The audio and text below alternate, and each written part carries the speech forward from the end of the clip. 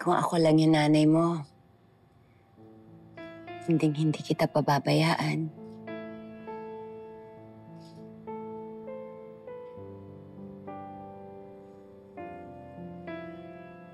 It's okay po. Pwede niyo naman po akong tawaging anak eh.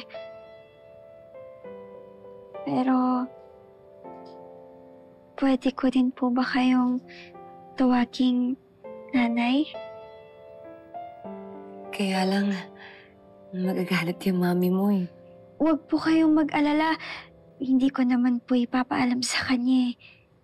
Sa totoo lang po kasi, sa inyo ko lang po ulit naramdaman yung may nag-aalaga po sa akin.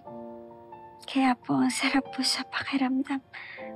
Gusto ko po maging nanay ko po kayo. Pakiramdam ko po, parang kayo po yung nanay ko. Oo. Pwede mo akong tawaging nanay. Talaga po? Wala namang problema sa akin eh. Kahit ano pa itawag mo sa akin, mahalaga gumaling ka.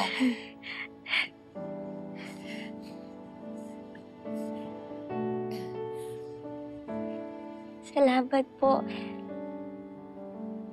Day Eva.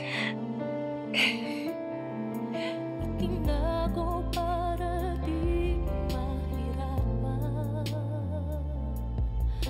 Dito sa katayuan, di alam pupuntahan.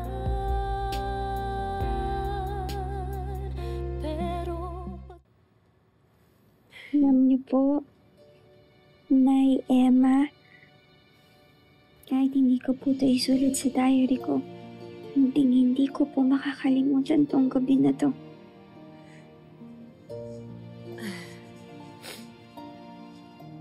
Ako rin. Baka nga pag-uwi ko, hindi pa ako makatulog eh. Sa kakaisip sa'yo. Nawala ang baby ko na hindi ko malang naiparamdam sa kanya yung pag-aaruga at pagmamahal ko. Pero alam mo, maniwala ka sa hindi. Nawawala na yung pangungulila ko sa anak ko. Dahil napupunan mo.